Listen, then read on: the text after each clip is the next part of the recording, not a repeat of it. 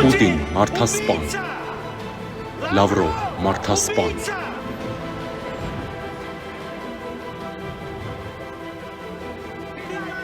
Ռուսաստան դավաճան,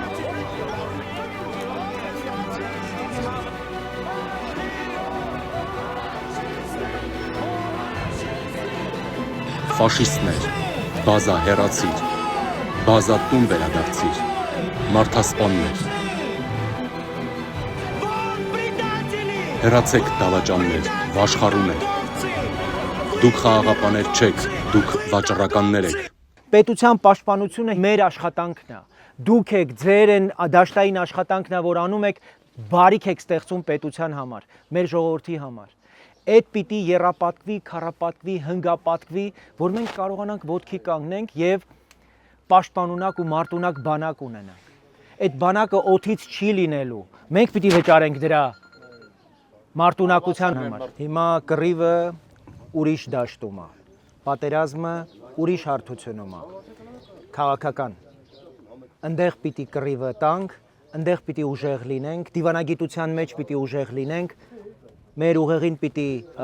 զոր տանք։ Եթե մենք երկրում չկարողացանք արդարություն հաստատել, մենք խաղաղություն չենք ունենալու։ Եթե մենք չենք կարող մեր երկրում կարգ ու կանոն հաստատել, արդարություն հաստատել, այդ ոնց ենք հարևանների հետ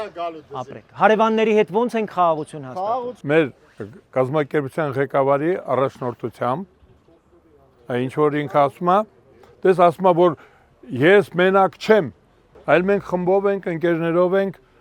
բոլոր տեսակի մասնագետներից ունենք, որոնք որ գիտեն ինչ պետք է արվի այսօր վաղը։ Ամենակարևորը սկզբունքային մարդիկ են, ովքեր այդ սկզբունքի համար կյանք են տվել։ Ես ազատազրկվել եմ Քոչարյանի օրոք, Պարոն Արշակյանը մի քանի անգամ, Վովա Առաքելյանը։ Մենք հավատարիմ ենք, այս դրա մասն է խոսքը, որ մենք հավատարիմ ենք։ Մենք ձեզ հիմա չենք խոստանում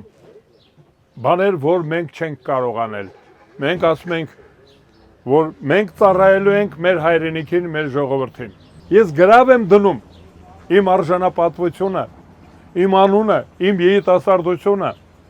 Մենք հավատացնում ենք ձեզ, որ ծառայելու ենք հայրենիքին։ Արգանքներս շատ ուրախ եմ, որ դուք սկսում եք թափ հավաքել։ Հաները երբեք չկան առաջ։ Մենք էլ այդ նպատակը ունենք, ես աղբը ուզում ենք հեռացնենք մեր քաղաքական միջավայրից։ Հանրապետ Հայաստանից։ Մեզ պետք է ժողովրդի սիրող մարդիկ, երկիրը սիրող մարդիկ։ Երկիր, այո։ Ես ավելի բան պետք չի։ Դու գապեք։ Մենք ձեզ սիրում ենք, հարգում ենք։ Շատ եմ ձեզ հարգում, ձեր մեկնաբանություններով, հետո հայ ազգին ճիշտ ինֆորմացիա տալով։ Ես շնորհակալություն եմ հայտնում։ Մենք ենք շնորհակալ, Ալեքսանդր։ Աստված անցնեք խորհրդարան Եվ ցանկանում եմ, որ անցնեք։ Հույսները ձեր վրա է, անպայման, իհարկե պետք է քվեարկեք։ Խոսեմ այդ առաջարկված 300,000 աշխատատեղերից։ Մեր ուսումնասիրությունները ցույց են տալիս, որ Հայաստանում լիքը աշխատատեղ կա։ Եվ կա 21% առնվազն, մինչև 25%-ից եկող գործազրկություն։ Մի անոմալիա վիճակ, ասենք կա աշխատողների կարիք եւ կա գործազրկություն։ Մեր խնդիրը նաեւ բարձրարժեք աշխատանք ստեղծելու հարցն է, որ մենք կարողանանք նաեւ պատշաճ մարդկանց հմտություններ, գիտելիք փոխանցենք եւ ամենակարևորը այն գիտելիքը, որ փոխանցվում է ի սկզբանե, դա կապ ունենա տնտեսության հետ, շուկայի հետ։ Հայաստանը իր կոմպակտ տեսակով եւ քիչ բնակչությամբ կարծում եմ, որ պիտի շատ ավելի արդյունավետ աշխատելու ուրեմն մոդուս կարողանա գտնել։ Յուրաքանչյուր հայ 3 անգամ ավելի մեծ արդյունք պիտի ստեղծի։ Յուրաքանչյուր հայ 3 անգամ ավելի պակաս պիտի քնի, որպեսզի այդ արդյունքը կարողանա ապահովել, որովհետեւ մեր մրցակիցները այդ իմաստով 3 անգամ մեզնից ուրեմն առավելություն։ Քվեարկիր համար 18-ին։